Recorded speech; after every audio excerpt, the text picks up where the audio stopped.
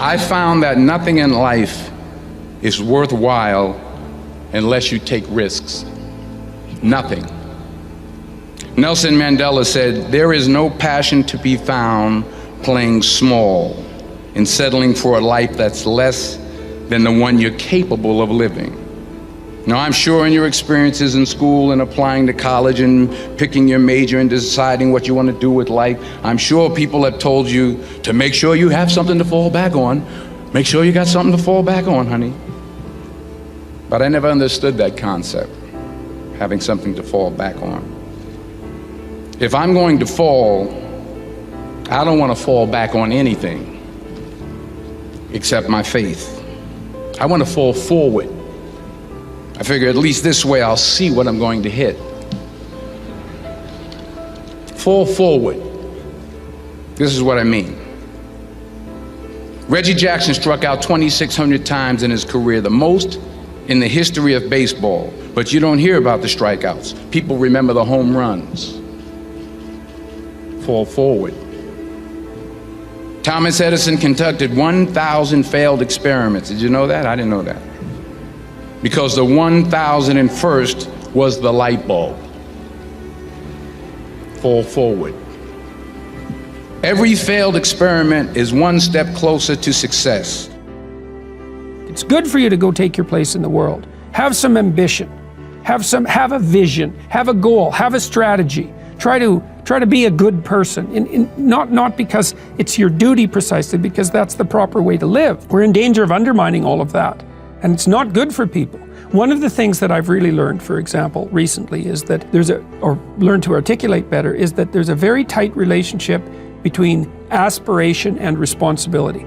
So let's say, well, the first question might be, do you need to aspire to something? And the answer is, well, yes, because you have to do something. If you just sit there, you'll die. You can't just sit there. You have to go act out in the world. Okay, so act towards what? Well, that's whatever your aspiration is. You have to have an aim. Okay, well, what should the aim be? Well, it should be something worth doing, let's say. Why do something that you don't feel is worth doing? What do you think's worth doing? Well, if you watch other people and you judge when they're doing something worthwhile, you usually judge them positively if you see that they're taking responsibility, at least for themselves. What, do you want to be completely useless so other people have to take care of you? That's pretty pathetic. And maybe you could get your act together so you're taking care of yourself and your family. And maybe you could even do better than that and take care of yourself and your family and your community. I know I've gone on stage in front of 10,000 people and I thought I should have more PowerPoint, I should have more reminders. And I just remember walking out and saying, I'm here to help rise these people up, to give them capabilities to change their life. It's my vision, it's my goal, it's my obligation to use my unique ability to just help these people and live from my heart. And all I could think about is changing these people's lives. And when I got out there, I wasn't perfect on stage. I wasn't robotic and say the right things, and I didn't have the crisp, clear PowerPoint. But when I spoke from the heart, it overcame all of that. And I get to be one of the best presenters wherever I go because I speak from the heart. Now you might be saying, Dean, that's your unique ability, and maybe that is. But I know for you in life, there are circumstances where you have to prepare. You have to do a PowerPoint. You have to do a presentation. And I want to tell you, passion and from the heart always, always wins over prepared and thinking from the head. Well, let me just ask you something. Right now in the crazy presidential race, the GOP race, you know, Ben Carson is probably the smartest guy when it comes to book smart out of the whole group. And I don't watch the news a lot, but I just read a lot. And somebody said this the other day and it just hit me. Someone said, man, Ben Carson is probably the smartest guy in that GOP race that's going on, whatever you think of it. And I'm not going to share my opinion. But you know what the guy said when he was done? He's like, but we all know the smartest guy never wins. And I was like, wow. We all know that the smartest guy never wins? And what does that mean? And it's kind of what I'm sharing today. I'm not saying you shouldn't be smart, I'm sure, and so many of you are probably way smarter than I am. But what I want to tell you is enthusiasm and passion and living from your heart, to me, 100% of the time outweighs being over-prepared and robotic and trying to think what to say. I hope I'm getting the right message across today. I've had this question from so many people, how are you so easy to talk on camera, on stage? And I never have a good answer, and I really thought through it, and that's the answer.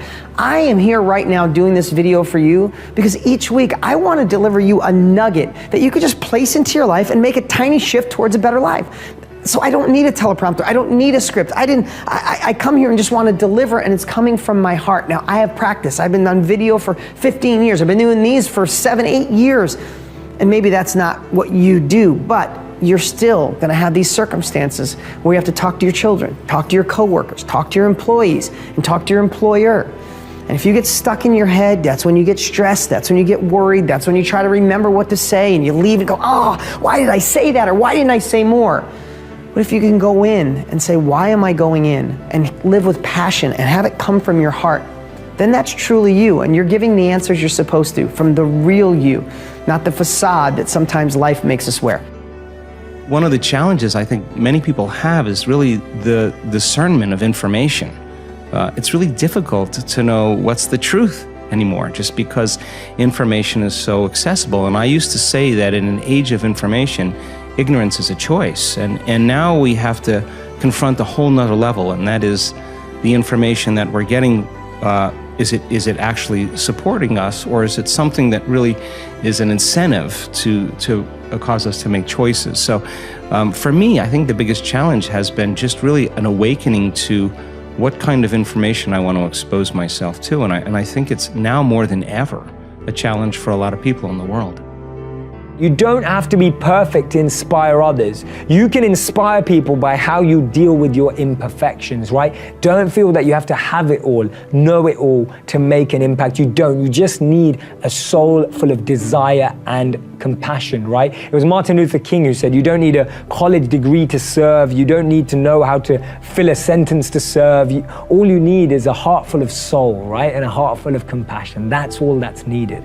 That's what we need to focus on. Let's not be limited by feeling we need other resources apart from love and compassion to make an impact, because we don't, right? You actually don't need them. We are going to create a baseline for ourselves that's based on intention. This was around 1989 when I'd read Gary Zukav's book called The Seat of the Soul. And that book was life-changing for me because in it he talked about the power of intention, and that cause and effect, what goes out comes back, is determined by your intention. The energy of your intention is what determines your life. Most people don't think about their intention. They just think about what they want to do. Most people don't think about why they want to do it. But what's going to come back to you, the energy that's going to come back to you, is the real why of why you did it. And so I then said to my producers, we're not going to do any shows that are not intentional. So don't bring me an idea unless you have an intention for the show that you want the outcome to be. And we're going to strive to see if we can live up to our intentions. And so around the late 80s, we started a pre-show to talk about what the intention was, and then a post-show after every single show to say, did we fulfill that intention? And that's about the time I realized this is bigger than me.